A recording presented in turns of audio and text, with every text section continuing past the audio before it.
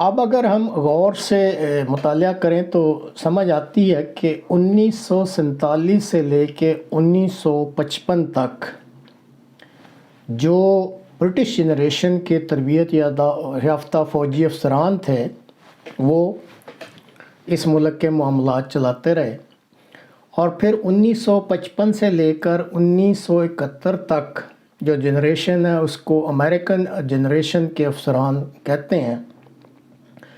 کیونکہ اس وقت امریکہ نے پھر پاکستان کے ساتھ سینٹو طرز کے معاہدے کیے، اور یہ جو فلسفی تھی ایوب کی جو امریکہ نے منظور کی تھی اس پہ پوری طرح عمل ہوتا رہا، اور اسی کے تحت وہ ملک پر حکمرانی کرتے رہے۔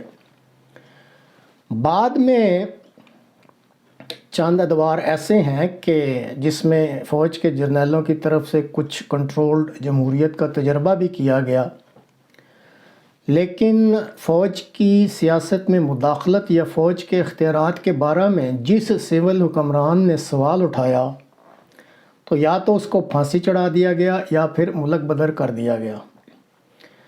اب 1971 کے بعد سے لے کر اب تک فوج کے افسران خالصتاً پاکستانی افسر کہلاتے ہیں اور پاکستانی اداروں میں ہی تربیت حاصل کرتے ہیں، لیکن پاک فوج کے تمام تربیتی اداروں میں امریکن اور برطانوی کلچر کی گہری چھاپ موجود ہے، اور اس گہری چھاپ کی وجہ سے ان پاکستانی فوجی افسران کی ذہنیت، رہن سہن کا طریق اور دیگر مشاغل ابھی تک امریکہ کی اشیرباد سے بنائی ہوئی ایوبی فلسفی کے تحت جاری ہیں، اور یہی وجہ ہے کہ یحییٰ ضیاء مشرف سے لے کر باجوہ دور تک جو کہ ابھی کا دور ہے، فوج کو امریکی شے پر بنائی گئی ایوبی فلسفی کے تحت ہی چلایا جا رہا ہے۔ اور اس ایوبی فلسفی کے 4-5 جو پوائنٹ ہیں وہ پلیز اپنے ذہن میں ہمیشہ یاد رکھتے رہیں کہ یہ وہ فلسفی کیا تھی۔ تو ناظرین، اب اس چھوٹی سی وضاحت کے بعد آپ کو سمجھنے میں آسانی رہے گی کہ کیوں آزادی کے بعد یعنی فوراً بعد سے پاکستانی فوج کے افسران کی تربیت اور پیشہ ورانہ مہارت میں اہم کردار اسی ایوبی فلسفی کا ہے جس کو بیان کیا گیا آپ کے سامنے، اور یہ وہ فلسفی ہے کہ جس کی بنیادیں امریکہ نے رکھی تھیں اور ایوب خان نے اس کو پھر آگے امپلیمنٹ کیا۔ ایوب خان صاحب کے بعد بے شک فوج کے سپہ سالار تبدیل ہوتے رہے، لیکن بنیادی طور پر جو امریکہ کی طرف سے یہ شروع میں فلسفی دی گئی تھی اور ایوب خان کے ذریعے اس کو فوج میں امپلیمنٹ کیا گیا تھا، یہ اپنی جگہ موجود ہے۔ اب ایک اور پوائنٹ کی طرف آتے ہیں کہ 1947 میں ٹرومن ڈاکٹرن جس کا اوپر ذکر کیا تھا، اس کے تحت سب سے پہلے بھارت کے ساتھ رابطہ کیا گیا اور اسے کہا گیا کہ روس کے خلاف کیا بھارت امریکی اتحاد کی تجویز میں جو دی گئی اس میں شامل ہونا چاہتا ہے، لیکن بھارت نے اس تجویز کو مکمل طور پر رد کر دیا۔ پھر پاکستان میں چونکہ فوجی جرنیل جو ہے وہاں سے ہی ٹریننگ لی ہوئی تھی، انہوں نے ان سے بات کی گئی تو ان فوجی جرنیلوں نے امریکہ کے ایما پر اس اتحاد کی تجویز کو مان لیا کہ پاکستان امریکہ کے ساتھ اتحاد کرے گا اور روس کے خلاف یہ اتحاد ہوگا۔ جو ہی پاکستان کے جرنیلوں کی طرف سے یہ اوکے کیا گیا تو فوری طور پر $2 بلین کی جو ہے مدد پاکستان کو دی گئی، اور پھر 1954 تک امریکہ کی مدد سے پاکستان کی 5 سے 6 ڈویژن فوج بنا کر کھڑی کر دی گئی، اور بعد میں امریکہ نے پاکستانی فوج کے لیے اپنی امداد کو $30 بلین تک بڑھا دیا۔ اب اس بے انتہا امریکی امداد کی وجہ سے فوج کے افسران کا طرز زندگی بالکل بدل گیا، اور وہ اپنے آپ کو ایک بالکل علیحدہ مخلوق سمجھنے لگ گئے۔ ایک امریکہ کے ساتھ میوچل ایڈ پروگرام شروع کیا گیا، اور اس پروگرام کے تحت فوج کے افسران کی ایک بڑی تعداد کو تسلسل کے ساتھ امریکہ اور برطانوی اداروں میں تربیت کے لیے بھجوایا جاتا رہا، اور امریکہ تو وہ ابھی بھی جاتے ہیں۔ اور پھر پاک فوج کے افسران کے ذہنوں میں یہ بات راسخ کر دی گئی کہ پاکستان کی بقا کی ضمانت اس کی فوج ہے، اور فوج کی بقا کی ضمانت امریکہ ہے۔ اسی طرح ایک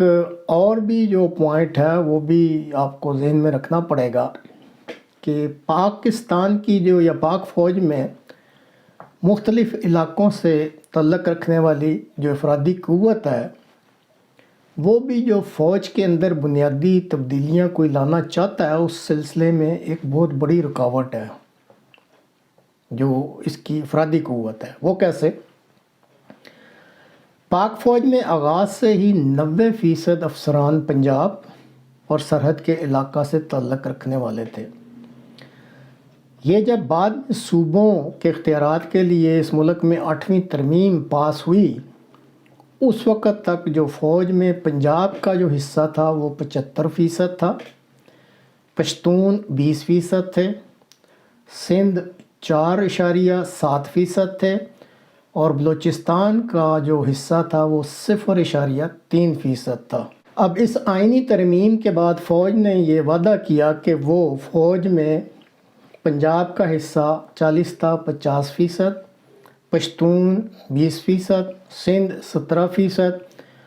بلوچستان 4% اور آزاد کشمیر گلگت بلتستان کو 9% تک یہ جو افرادی قوت ہے اس کا تناسب لے جائے گی۔ اب تک اس پہ کتنا عمل ہوا اس بارے میں فوجی حکام نے کبھی کوئی مستند اعداد و شمار جاری نہیں کیے، تاہم ایک آدھ دفعہ یہ اعتراض ضرور سننے میں آیا کہ اس ترمیم کے بعد اگر صرف ڈومیسائل کی بنیاد پر مختلف جو ایتھنیسٹیز ہیں اس کا فوج میں تناسب جو ہے وہ اس حساب سے اندازہ لگانا ہے، تو یہ درست طریقہ نہیں ہے، کیونکہ ڈومیسائل جو ہے وہ آپ کو موجودہ جو آپ کی رہائش ہوتی ہے یا پیدائش ہے اس کی بنیاد پہ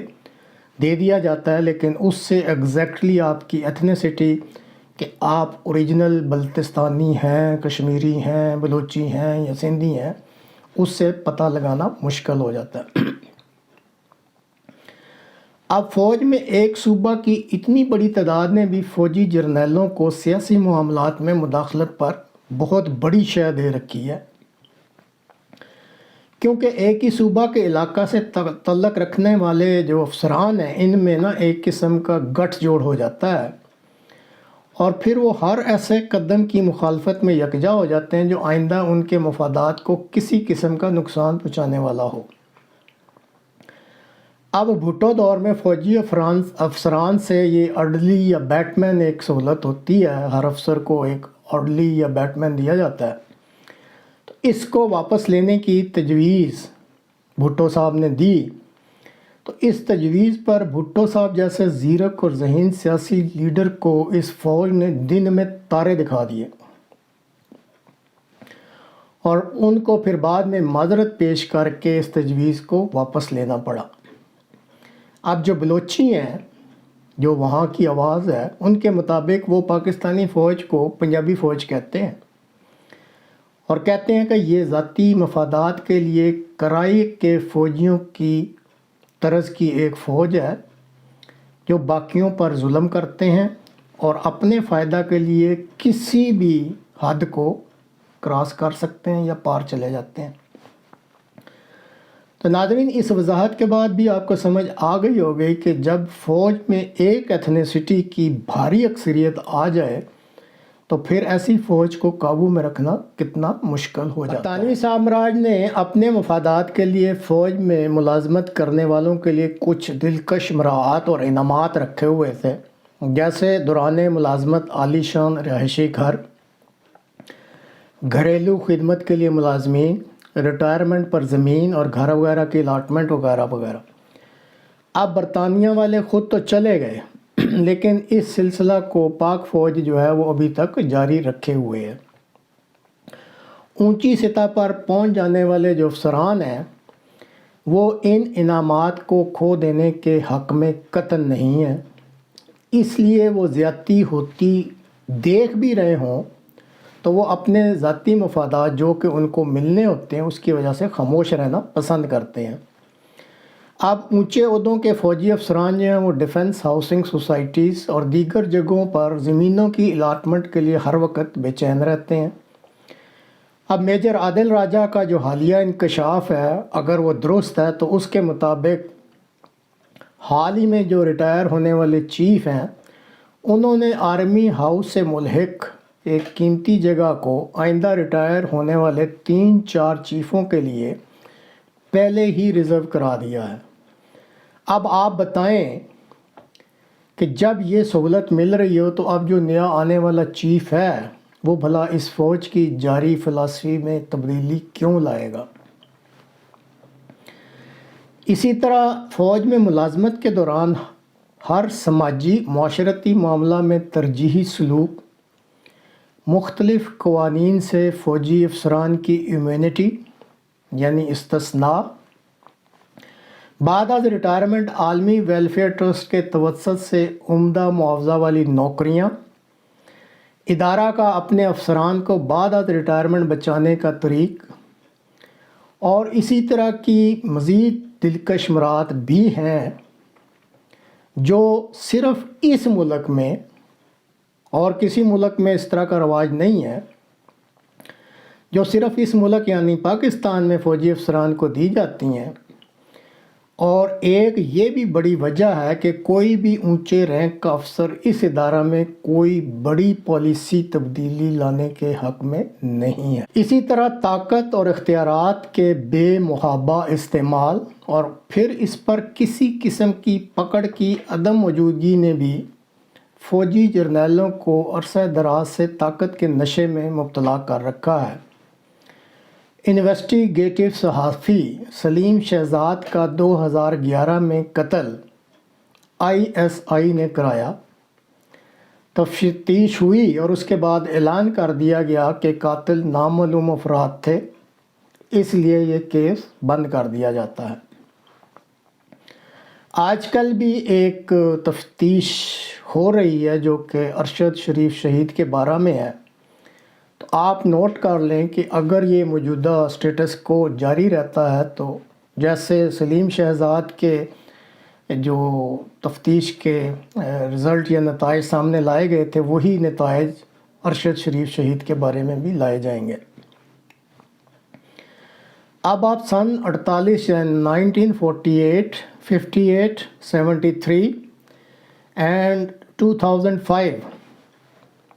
اس دوران بلوچستان میں اٹھنے والی تمام تحریکوں کو بغاوت کا نام دیا گیا، اور اس بغاوت کے الزام کے پردے کے پیچھے فوج نے وہاں پہ ہر مخالف قوت کو کچل کے رکھ دیا۔ سن 92 1992 اور 85 میں 1985 میں سندھ میں اٹھنے والی جو عوامی تحریک تھی اس کو بھی فوج کی مدد سے کچل دیا گیا۔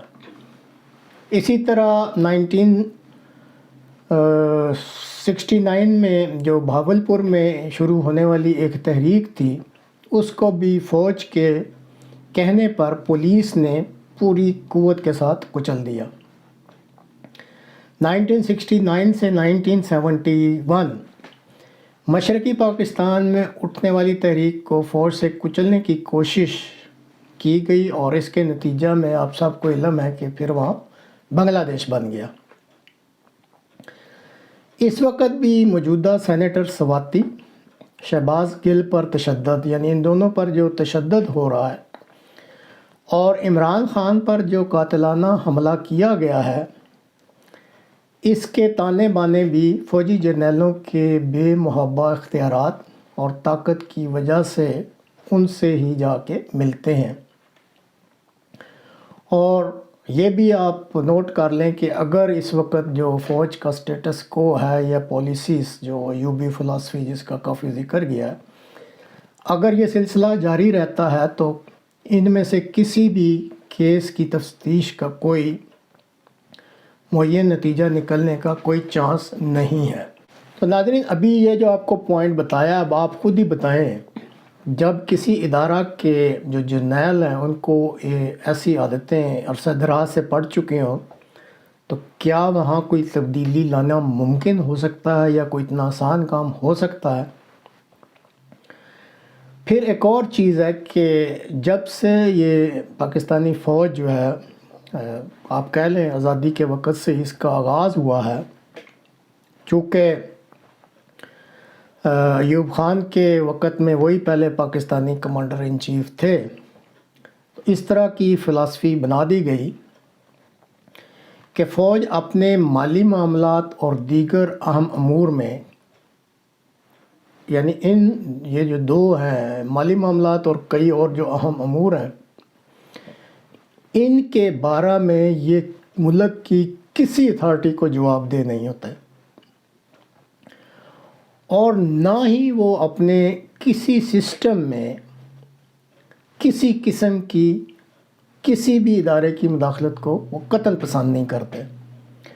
آپ کیسے ایسے کہہ سکتے ہیں کہ پاک فوج ایک ایسی مقدس گائے ہے جس کو چھونا منع ہے؟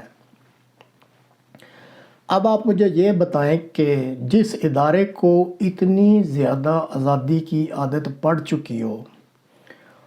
اور اس ادارہ کے افسران پر اس ملک کے کسی قانون کا کوئی بھی قانون اس ملک کا جو ہے وہ ان افسران پر لاگو ہی نہ ہوتا ہو، تو پھر ایسا ادارہ، خاص کر جو افسران ہیں جنرلز، وہ اپنی طاقت اور اختیارات کو چھوڑنے پر کیسے آمادہ ہو سکتے ہیں؟ تو ناظرین، یہ تو اس پروگرام کا پہلا حصہ تھا جس میں کوشش کی گئی ہے، گو یہ کافی تفصیلی ہو گئی ہے، لیکن یہ بتانا ضروری تھا کہ یہ جو فوج، پاکستانی فوج کا جب آغاز ہوا یا جب یہ قائم کی گئی، تو وہ کون سے حالات تھے، کس فلسفی کی بنیاد پر اس فوج کو طاقتور بنایا گیا، اور امریکہ اور برطانیہ کے ایما پر جب جنرل ایوب اس پہ کمانڈر ان چیف بنے اور بعد میں انہوں نے مارشل لا لگایا، تو کتنے طریقے سے آہستہ آہستہ جو